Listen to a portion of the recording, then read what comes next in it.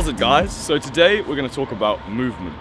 And before we get into this vlog, it's worth mentioning that I actually shot this yesterday using my radio mics when it was amazing sunny golden hour with a couple of friends, where this view kind of looked honestly amazing. Today we're gonna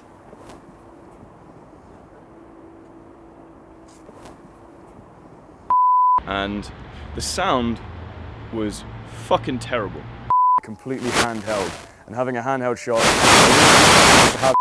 so I had to do it all again. And now there's no sun, there's no friends, and there's only me and the clouds. So after that depressing intro, let's get into it. I'm actually in the lovely Budapest right now. As you can see behind me, it's honestly one of my favorite cities that I've been to. I've only been here like 2 or 3 days, but it's like a whole another London, just like in the middle of Eastern Europe. Like, we were here yesterday and the day before just exploring when the sun was out, and yeah, it's so awesome. Like the huge river, amazing buildings, it's dope. But for now, as I said, we're going to talk about movement, and this is something so important that you really honestly need to learn if you're going to make travel videos that are kind of that cut above. So what do I mean by this? Movement is something you need to have in the back of your mind and always be paying attention to. And there's 2 types of movement. There's movement of the camera, there's movement how you move the camera, and there's movement within the camera. There's stuff that's moving in the shot. And if you look at any travel video that you really like, any awesome travel video that's inspired you, that's emotionally connected with you, I can almost guarantee that there'll be the filmmaker behind that would have paid attention to movement. So with that being said, let's break this down. And the first type of movement I'm going to talk about is a movement within the shot. I'm definitely going to check out if Rapunzel's in there later, yeah? So when I talk about movement within the shot, I'm usually speaking of when the camera is locked off on a tripod, and obviously there's stuff moving or moving through the shot. And it's something you really want to pay attention to when shooting landscapes.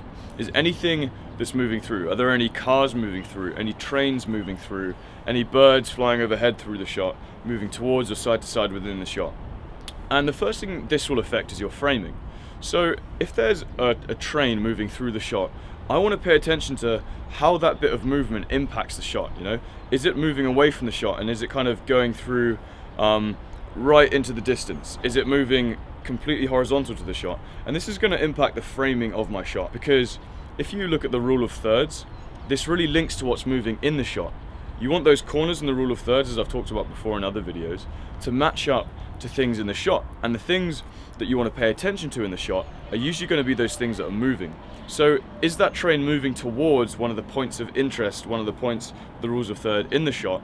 And this is going to really, it's kind of like advanced composition that's really going to impact your shots.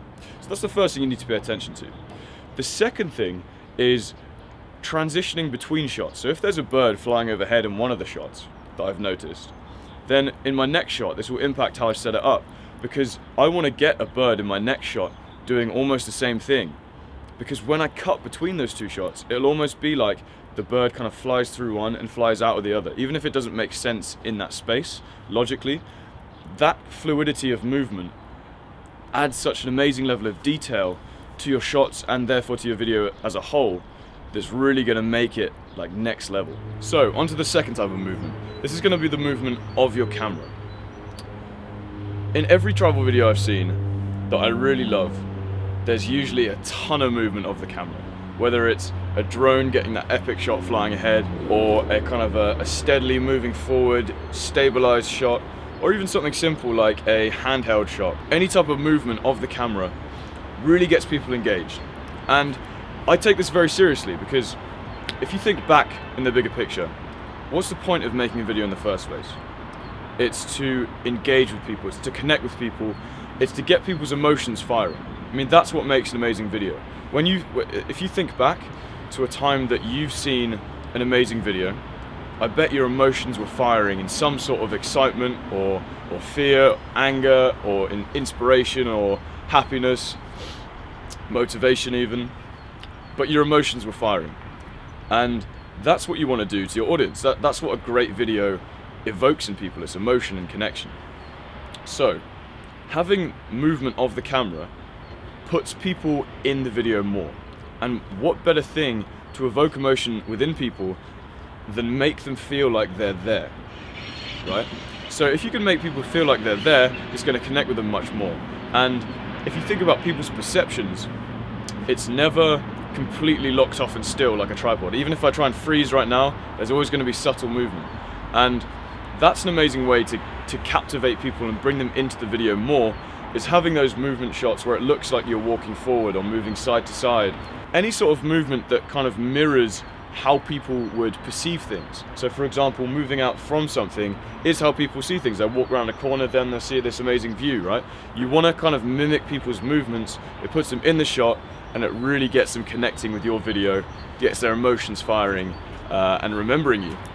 So those are the basic two types of movement. Now we're going to talk about combining those two things together, the movement of the shot and the movement within the shot, to get those shots that are just a cut above the rest. Hey guys, so to wrap this all up and talk about the final type of shot, I need to refer to a concept that I refer to in a lot of my other videos called capturing moments. And when capturing both types of movement, when tying them both together, you need to think about the scene as a whole. You need to kind of play the role of the observer and think about what's going on in the scene. As I talked about before, what's moving through the scene, watch it. Then you can think, okay, is there a train moving through the scene kind of away from me? How am I going to move my shot to reflect this movement of the train, and how does it affect the composition overall? You know, is the train moving into a point of interest in the rule of thirds, and can I kind of move my camera so it does that? When you start thinking at this level, then that's when you make the shots that are just so much more rich, and it's kind of the difference, I believe, between somebody who hasn't put much thought into their video and a video that looks amateur and a video that looks really pro, and you can't really work out why. Well, movement is a huge factor in that. So if you got anything out of this video, I'd really appreciate if you liked, subscribe if you haven't already, and comment below as always. Let me know your thoughts on this. Let me know how you can apply this technique to your own films, if you have done before, or if you're not doing it already, you know, how could you apply it? Anyway, I hope you really enjoyed the video. Speak soon, and as always, keep filming. Bye bye.